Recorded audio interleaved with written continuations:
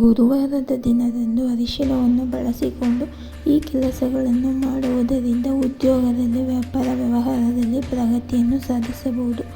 ಇದು ಹಣಕಾಸಿನ ಸಮಸ್ಯೆಗಳನ್ನು ಕೂಡ ಪರಿಹಾರ ಮಾಡುತ್ತದೆ. ಯಶಸ್ಸನ್ನು ಸಾಧಿಸಲು ಗುರುವಾರದ ದಿನದಂದು ಗಣೇಶನಿಗೆ ಅರಿಶಿನದ ಉಂಡೆಗಳನ್ನು ಅರ್ಪಿಸಬೇಕು. ಇದಾದ ಬಳಿಕ ನೀವು ಶುದ್ಧ ಮನಸ್ಸಿನಿಂದ ಗಣೇಶನನ್ನು ಪ್ರಾರ್ಥನೆ ಮಾಡಿ ಅಂದುಕೊಂಡ ಕೆಲಸದಲ್ಲಿ ಯಶಸ್ಸನ್ನು ಸಾಧಿಸುತ್ತೀರಿ. ಅದೃಷ್ಟವು ನಿಮ್ಮ ಬೆಂಬಲವಾಗಿ ನಿಲ್ಲುತ್ತದೆ.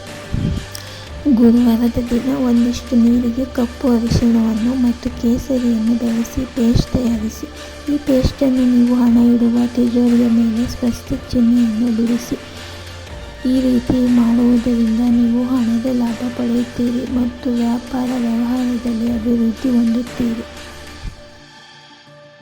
ಮನೆಗೆ ಸಕಾರಾತ್ಮಕ ಶಕ್ತಿಯನ್ನು ಆಹ್ವಾನಿಸಲು ಗುರುವಾರದ ದಿನ ನಿಮ್ಮ ಮನೆಯ ಮುಖ್ಯ ಬಾಗಿಲಿನ ಮೇಲೆ ಅರಿಶಿನ ಬೆರೆಸಿದ ನೀರನ್ನು ಸಿಂಪಡಿಸಿ. ಇದರೊಂದಿಗೆ ಮನೆಯ ಮುಖ್ಯ ದ್ವಾರದ 2 ಬದಿಗಳಲ್ಲಿ ಅರಿಶಿನದಿಂದ ಸ್ವಸ್ತಿಕವನ್ನು ಹಾಕಬೇಕು. ಇದರಿಂದ ಮನೆಯಲ್ಲಿರುವ ವಾಸ್ತು ದೋಷಗಳು ಕಡಿಮೆಯಾಗಿ ಇದು ನಿಮ್ಮ ಮನೆಗೆ ಲಕ್ಷ್ಮೀ ದೇವಿಯನ್ನು ಆಕರ್ಷಿಸುತ್ತದೆ.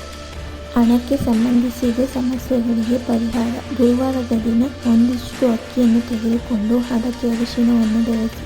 ಬಿಳಿ ಬಣ್ಣದ ಅಕ್ಕಿಯು ಅರಿಶಿನ ಬಣ್ಣಕ್ಕೆ ತಿರುಗುವಂತೆ ಮಾಡಿ.